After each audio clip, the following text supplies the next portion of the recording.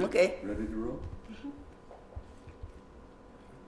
Do I look at you or do I look at the camera? Oh, look at him. Look at him the me. whole time. Oh, Look at him the whole time. Oh, you oh. and I are having a conversation. Oh, okay. Oh, we're having a conversation. Yeah, Fine. yeah, in your home. Okay. Okay. Okay, we're gonna start. Okay. Hello, this is Herb Chichia, and today is September 4, 2014. We're in Las Cruces, New Mexico, at the lovely home of Kiku Kato. Kiku, I know you and I have similar experiences as Japanese Americans. You are a generation older, so your memories about camp are more vivid than mine. To start with, can you tell us when you were born and where? Okay. I was born in Sacramento, California, December the 15th, 1921. Who were your parents and where did they come from? Okay. My parents' names were Kisaburo and Hatsumi Kato. And my father was born in Gifu in Japan, and he came here in 1906 in the San Francisco earthquake. And he tells us of his experience of falling out of the second floor story. And my mother, Hatsumi, was born in Hawaiian Island. I guess it was Oahu somewhere. And she was born, and she and her sister were sent to Japan when they were 7 and 6 years old, because my grandparents decided to immigrate to the main island and went to San Francisco to work as a domestic pair, and they couldn't take any children there, so they sent their children to Japan, and my aunt stayed in Hawaii, and so there were 3 of them. So anyway, so my so my mother, I suppose, would be called a kibe because she was educated in Japan, and she came back to America when she was 17 or something like that. But so that's my parents. And my father came to America as a merchant. He was sponsored by some friends, and so he was always interested in business. And he ran a gift shop as well as he imported Japanese goods. And his office was located in San Francisco, but he had a retail store in, I think, Sacramento. So he was going back and forth from San Francisco to Sacramento. And interesting about my father was that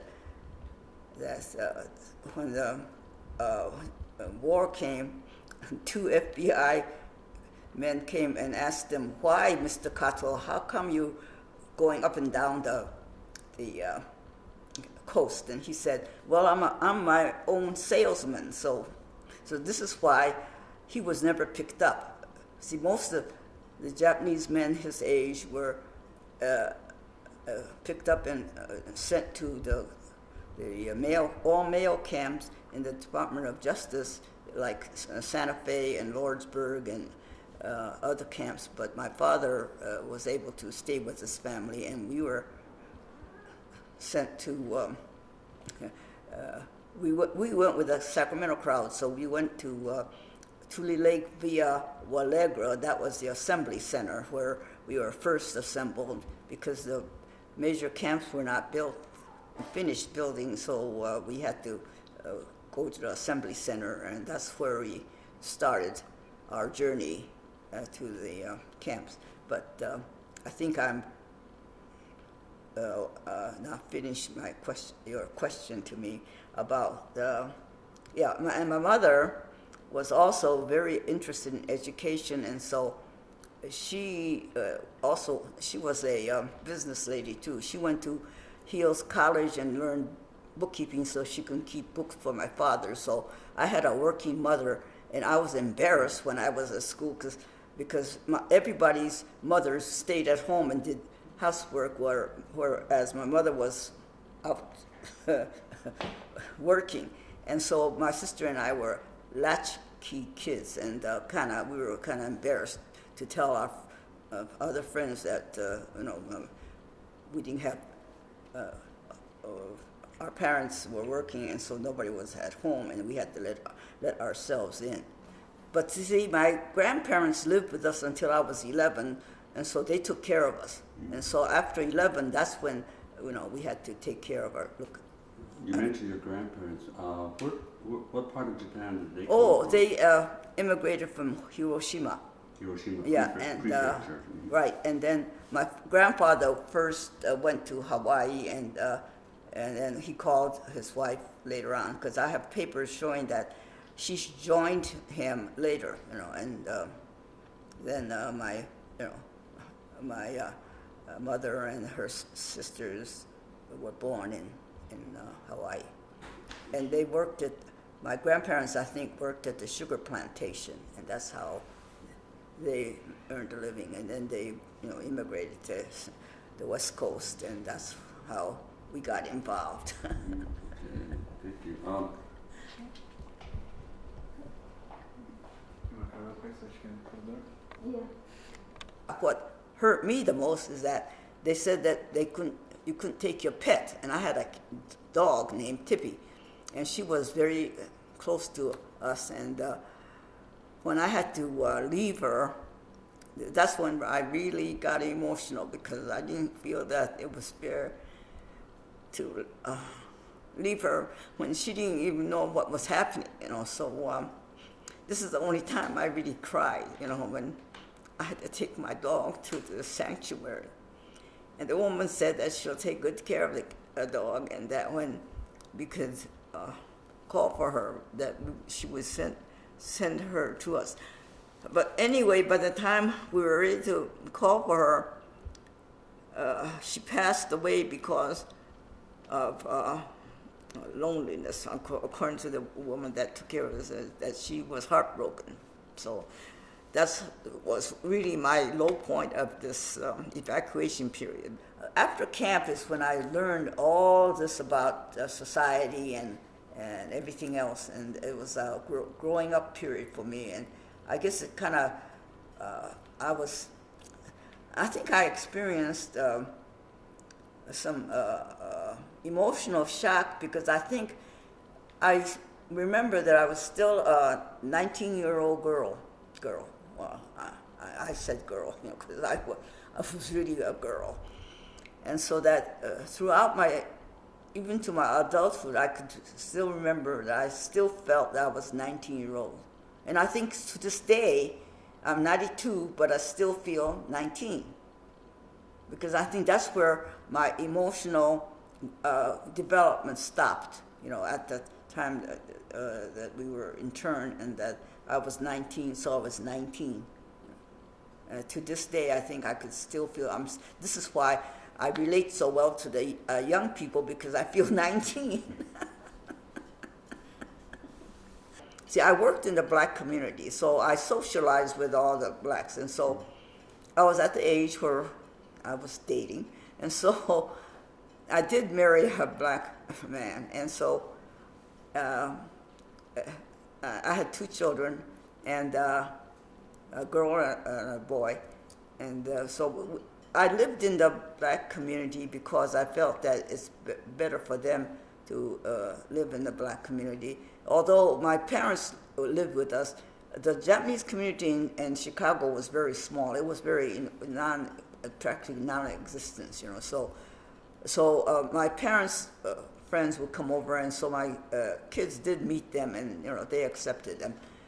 But what was I saying? Oh, the reason why I married a black, I figured it's better to join the majority than the minority.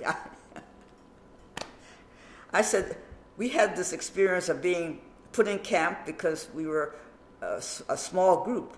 I said, if I join a big one, I won't have that problem, although, the black problem is huge. But in terms of for me, it was a safe thing for me to do. That's how I figure it out. Although I know this interracial marriage was something that was frowned upon by some of my peers as well as the Japanese community, but I didn't. I wasn't concerned about that. But anyway, but I did decide to raise my kids in the black community. So they knew. I did send them to Japanese school, and they experienced a few Japanese words and stuff. But they did experience. My father didn't have any boys, so when my son was born, he was just delighted. And so I think Japanese people don't show emotions outside, but anyway, my father was just kissing him all over the place. And so he would cook noodles, and my son and his boyfriends would stop, and he would feed them, And so my mother did the same. She would make Japanese food, and these buddies of my son would come in and have Japanese food with her, And so it was a sight to behold. A Japanese grandmother feeding, Japanese food to these kids, And well, so it was very interesting. My grandparents, my parents rather, said they were very fond of my kids, and they. I think my kids regard them fondly, and they remember grandpa, grandma, and I'm glad they had the experience, because a lot of my cousins didn't have that experience with their grandparents, and neither did my niece and nephew didn't have any experience with their grandparents, because their grandparent was living in Chicago and they were living out east. See? So the grandparents' experience, I think, is invaluable. That you really feel loved, and that emotion is really very important, I think, in a child's development. And so, all right. So after I retired in 1989, yes, 89, I decided that I was going to come to the Southwest, because I wanted to get away from first of all, California, the real estate was getting high, and living expenses were very expensive, and I wasn't looking for that. So I explored places to retire to, and I was widowed in 1988, and this is why when I decided to come to the Southwest, I had my cat and myself. And the camp experience taught me that you can go anywhere in the United States. Although I didn't want to go to live in the South, but in terms of traveling, that every city you went to had a main street with Sears, Roebuck, Montgomery Wards, and all these major stores were always around, so that you just felt you were in America. And so that traveling was no problem then. Once when we were in California, we were isolated, but once we left there, I had no problems of traveling at all, because I just felt at home anywhere. So when I left Chicago to come to Santa Fe to retire, I had my cat with me and myself, and I didn't know a soul. I just came. And so my daughter came to find an apartment for me, but anyway, she left me after I found an apartment. I rented this apartment in Santa Fe until I found a condo to buy. And so then I also decided too that I was going to go to the local community college to make friends, and so that's where I met people, and then that's where and then what the strange thing, which this experience of evacuation taught me too, is that a lot of my friends that I made had met other Niseis in there, and so that they treated me like an American. And so then this is where I made friends and kept friends who treated me like an American. And so that those that still thought I was, I mean, I didn't make any, make any, friends with those. Well, I shouldn't say those people, but they were not friends material, and so that to this day I had friends who treated me like an American, and I'm the only one left. They have all gone, and so, but in New Mexico, I really met some good friends, and we traveled together, and we socialized, and then how I got to Las Cruces is at one day my artist friend in Santa Fe said, "Kiku, I'm going to Las Cruces, come along." And so I said, okay. And so it was February of 2004. And see, Santa Fe started to have winters that were getting pretty severe. It reminded me of Chicago. I said, well, anyway, I said, I'm not staying in cold weather. And so when I got to Las Cruces and found out in February how warm it was, I said, oh, I'm moving here. So when I went back in Santa Fe, my kids had also moved to Santa Fe too. Somehow they followed Mama. But anyway, I told them, I said, oh, I'm going to go to Las Cruces. And they looked at me and said, what? I said, no, I'm going. And so that was February. I came, and by March, I was here already. And so then I had found a retirement center, so-called for ambulatory, I guess, seniors that are, what do you call the seniors who are? Active. No, there's another word. Well, anyway, so this place was supposed to be for active seniors. But then I found out that because this is a business venture, they took in any senior. Those who were senile, those who had early signs of Alzheimer's. And so I said, this is depressing, and I said, I'm not ready for this.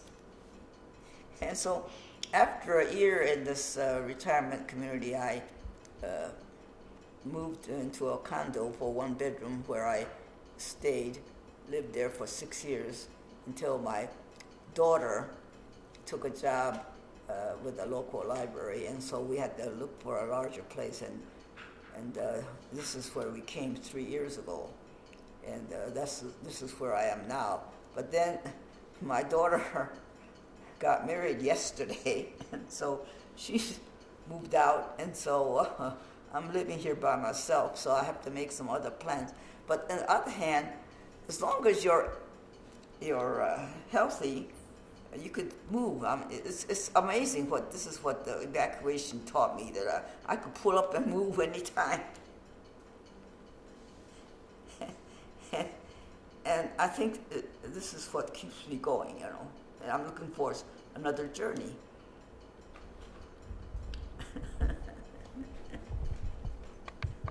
Asking me political questions. I was very active. Okay, well, shall we Okay, wait a record? minute. Also, could you talk about the Santa Fe internment? Oh, yes. She was intimately involved in Yes, that. yes, That's very yeah, critical. yeah. Okay, Yes. Okay. Okay. We'll- How do we? well, Okay. I'll ask you about JCL involvement here, and then also about your involvement with the Santa Fe Yes. camp.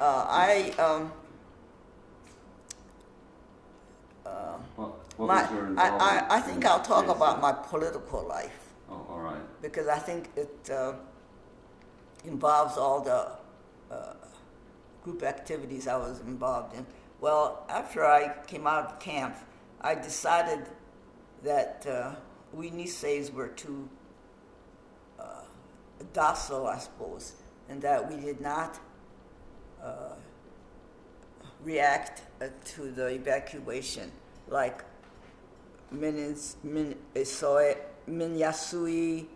Gordon Hirabayashi, and Fred Korematsu.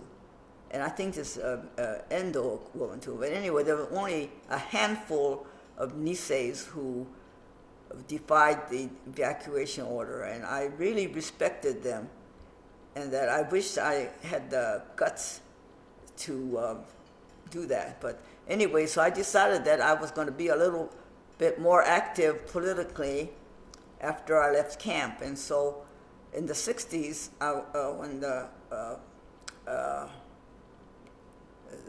civil rights movement was active, I was very much involved too. I went to a lot of Martin Luther King Jr.'s marches, and I went to hear him speak, and I was also there when the Democratic Convention was held in Chicago. And I have to tell you about that experience. One of my workers said, my married name was Payne, so Mrs. Payne, let's go down to the Hilton to see what's going on. So I said, okay. So I called home and said I was going to be late. And so I was in this Michigan Avenue office, so it was close to downtown. So we got on the L and headed towards the Hilton. And so we got off and we walked toward Hilton, and the crowd was very silent. You know, it was a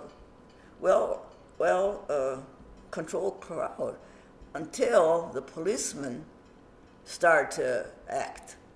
They start to tell people how to behave, to get off at the sidewalk, yada yada. And so this is when, and then they start using tear gas.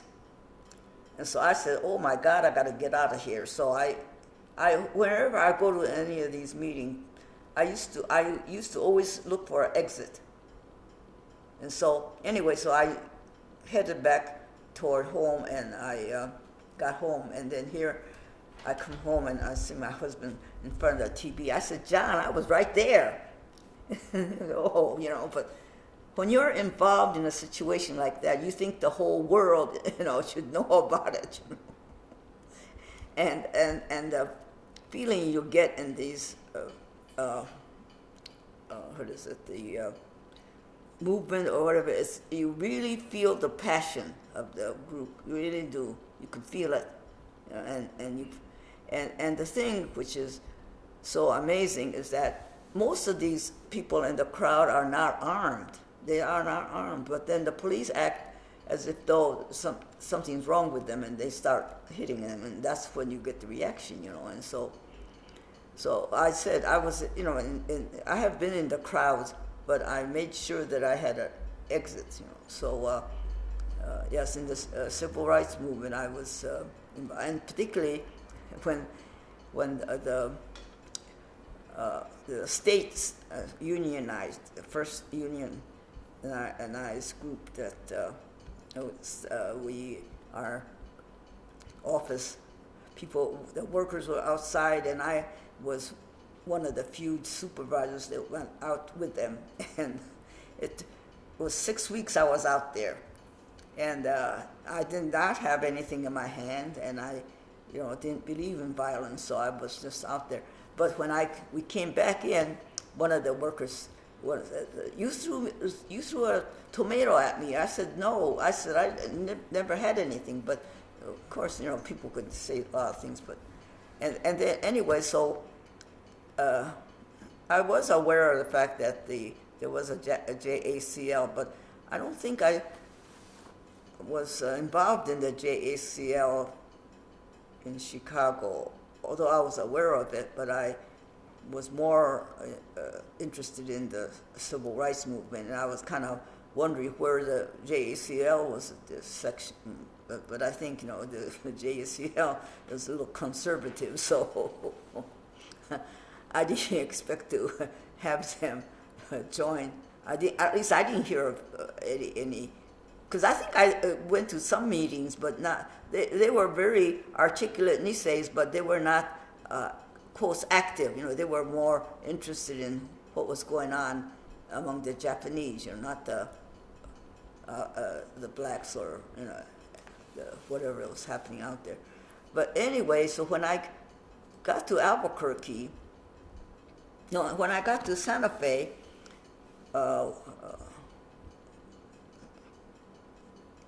heard that one of the minister, who was a Presbyterian minister, was a JACL member. So he said he would drive me to Albuquerque to the JACL meeting, and that's when I got involved with the JACL. And what mainly I was interested in is just being with Japanese.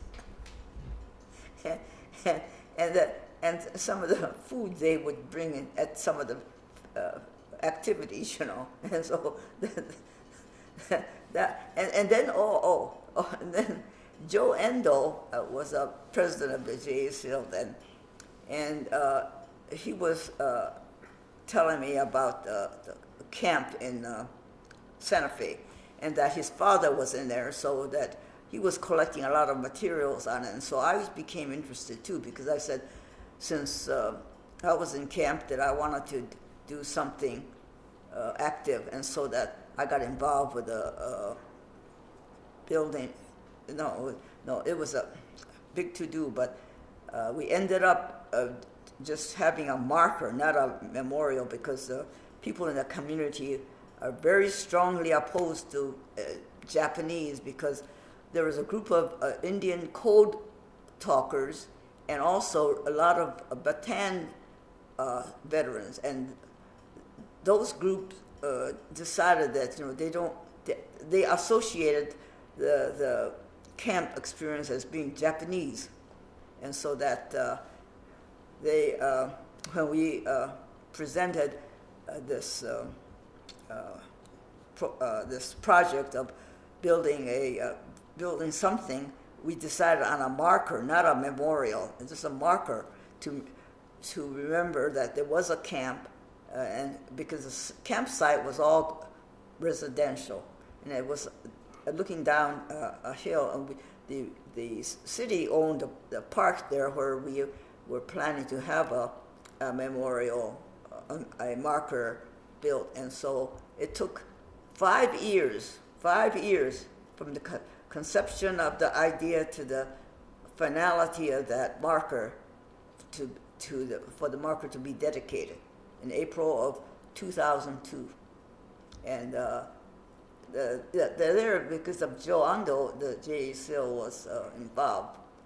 But anyway, that's how I got involved with the JACL. But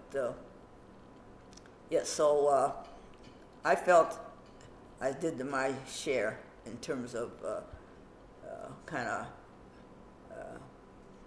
doing what I felt that I should have done how many years ago where we were put in camp, that I should have stood up and not moved.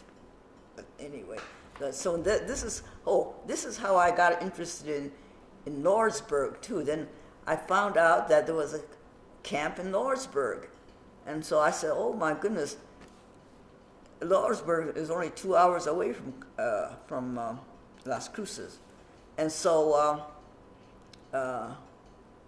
I called Mike Miyagishima, because he used to drive up to Albuquerque, because I think he was a member of the JACL, and so he used to come, every so often. So I said, "Mike,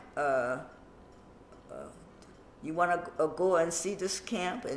And so then I had talked. Joe had moved to Arizona, and so I had his number, and so I called him and asked him about Lordsburg, and he gave me some information, but he said he wasn't getting involved anymore, so he just gave me this information. So I called Molly Pressler and found out that she was the one who was a local historian that kept all this material on the camp.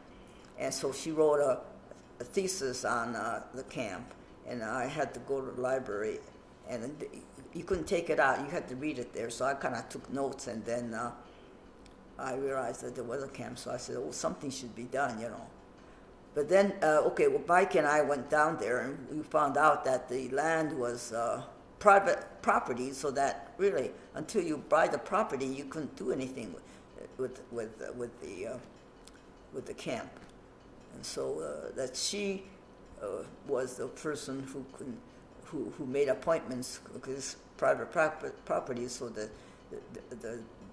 the day we wanted to go, we had to make arrangements with her, and she showed us the camp and everything else. And it reminded me, this camp is near a railroad station, so at least there's some connection close by. But see, we were isolated. Tule Lake is just stuck just right in the center of the desert. But no, Lawrenceburg is a camp that the train brought the internees, and then they had to leave the train and walk to the camp, which was a couple of miles. And some of these men were disabled, and they had to walk. Because I think we were put in trucks and something like that, but these guys had to walk. And I understand there were, several of them that were needed help, and so there's a history there that we need to preserve. Although German prisoners were there, so it's really World War II history that camp has to. So it should be preserved. Really do. No, there's here. Yes. Yeah, very, very grateful for your discussion. I'm just going to do some. Oh, listen. Okay. My uncle was very active in the heydays, and he was a Republican and a conservative, so I have to leave him there. Yes. Oh, he was very active in the Bay region. Where I'm from. And when he was in camp, he was very active, And So his name was? Henry Takahashi. Oh, okay. Dr. Henry Takahashi. Okay. Oh yes. He Kikuchi, Charles Kikuchi, and this liberal group, they hated him. Henry and his group were very Republican, and they were professionals, and they were the early Niseis, so that's another history. Yeah. Did you apply for redress? Oh yeah. Okay. Oh, I have I got And a letter of apology. Yeah, from George Bush. And I kept a copy of my 20,000. Uh-huh. Mm-hmm. I have it. I have it. What is it? What do you call it? You made a photocopy. Yeah. I've got it. Frame or in a Plastic. envelope.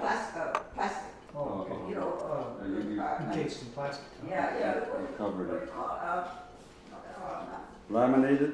Yeah, that's. That's a very good question about Santa Fe JCL, because that was really good to hear earlier. Your take on it. Yeah. Yeah. Exactly. That's. This would be a good one to show to the units somehow, and these stories keep carrying them forward. Oh, before I forget, she showed us the photo of her parents in Tule Lake. Do you want to take a shot of? Yeah, let's take a shot of that. It's not a very good photo. Yeah, but But at least it'll show two people. Yeah. That's a good one. to the chair, and Yes. we'll hand it to you, and you can Yeah. hold it whenever she says. Yes, I was very angry about not getting a degree. They finally, 2009, Mm-hmm. they gave us a honorary degree. And maybe this Yeah. next, and then the last. And this is a poem that a friend wrote. So that's very good. Yes, And then the photo. Let me read it. When I retired, retired. yes, that's my retirement. Does this light turn on? Does it? I was very angry at the government for interrupting my education and particularly not getting a degree from Berkeley. And so in 2009, the state of California decided to grant us an honorary degree for those of us who were there at the time of the, I think, 1942, that we were interrupted. And so regardless of other degrees, Berkeley decided to give us an honorary degree. And so on December of 2009, I wasn't going to go, but my son and grandson wanted me to go. So we all made arrangements to go to Berkeley. And I was on stage with the 40 other Niseis, and the graduating students were all young college students, and I felt like a refugee from the nursing home sitting up on the stage, and those young folks were looking at us. Let's see, Good. what let's see, here. That one? Okay. There's the three of us. Okay. Okay. I'll do that. See, my son, I'll take that. yeah, my son, and yeah, that's a. The camera to the left.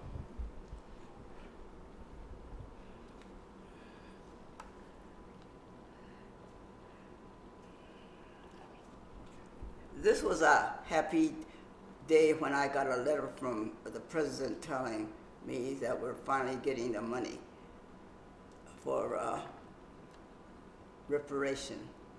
And so I had to save the letter, and I saved the copy of the check. And it came in very handy because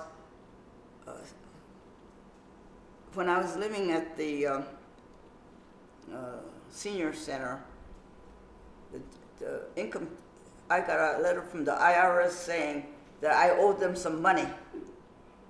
And it was the money that the $20,000 I got that I had invested. And so I had to get this out and give it to the IRS to show them that it was tax-free. And when I took it in, I didn't hear any more from them. So that was the letter of apology from Yes, President Bush. yes. And so I had in another frame, but I decided this is a better form that I could preserve.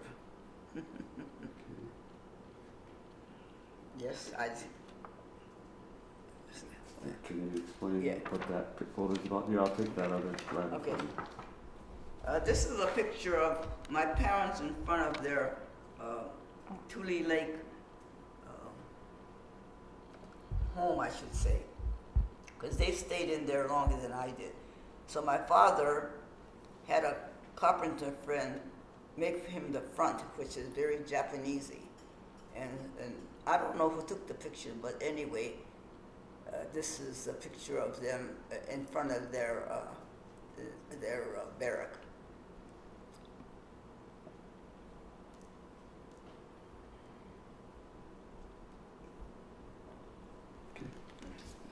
And okay, Can then you here, explain? okay. Explain about that photo. What Yes. that is. This is a picture of my son and grandson at his wedding 2 years ago, and it was in Chicago, and my grandson now is doing graduate work in the University of Iowa in chemistry.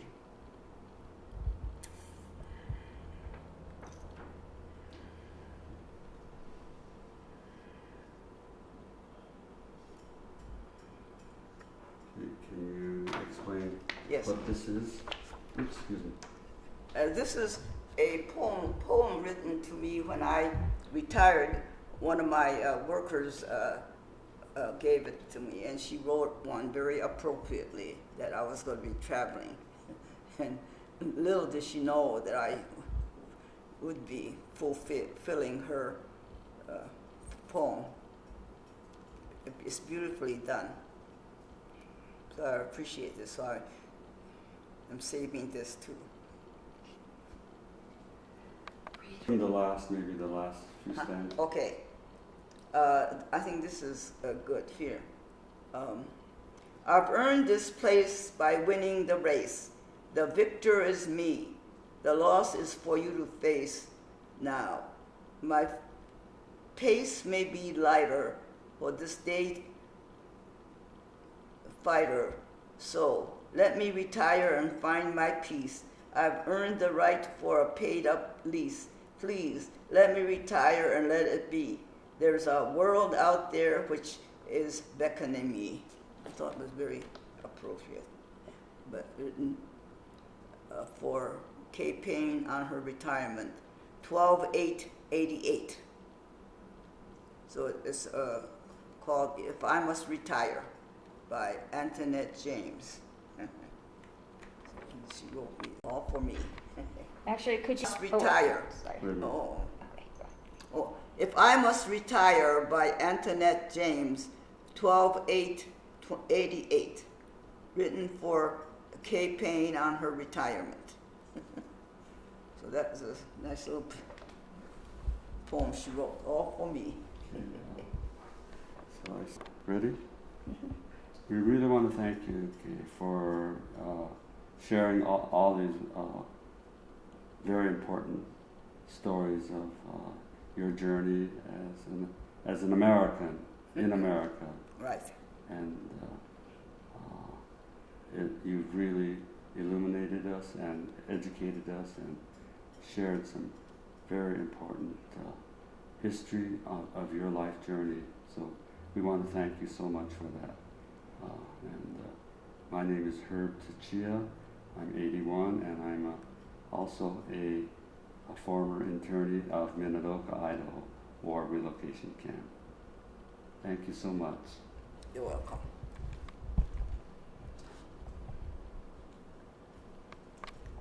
Yeah, like you said, they're obviously very missionary, Yes, so yes, that's the way they Yes, approach everything. yes, Right. yes. And the Church of the Brethren were like the Quakers. Oh, is that right? They're They're service orientated. Oh, Service oriented, and they're pacifists. They Yes, believe yes. in peace, not Yes. war. Yeah, Yeah. yeah, which obviously the The Quakers were. Quakers Yeah, and, yeah, and the Church of yeah, the Brethren, they have some very, very Yeah. similar Yeah. theology. Yeah. Yeah, well, Yes. but I understand, yeah, the Quakers were one of the ones who really spoke up against. Against Yes. the Oh, captures yes. and They said it internment. was- I really respect them for that, you know. They I were- really They do. were one of the few. Yeah. Yes, Just yes, stood up right yes, away from the beginning. yeah. Yes. Just on yes, principle, just Yeah. yes. wrong. From the beginning, they were with us, you know. And Gordon Hirabayashi was a Quaker. Yes. yes. That's it. He was a Yeah, Quaker. yeah. So that was part of his reason for Yeah, why he yeah, really yeah, right. stood Now, up. you know, oh, where's Nikki?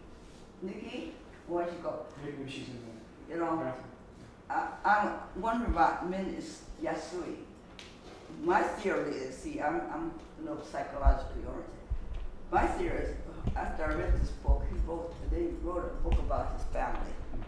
And it sounded like his father was I would call him a tyrant.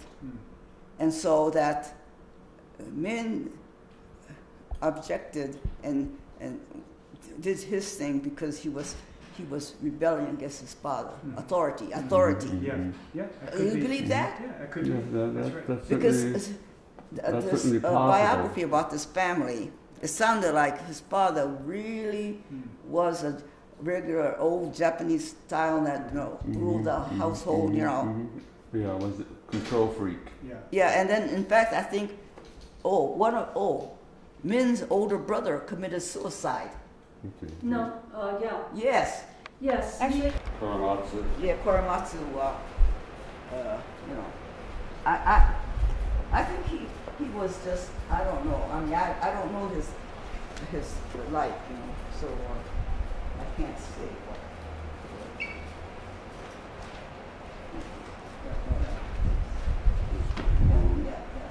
Yeah, okay.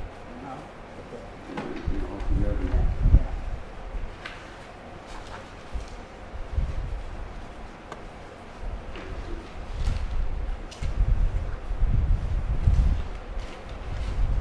Good job. So,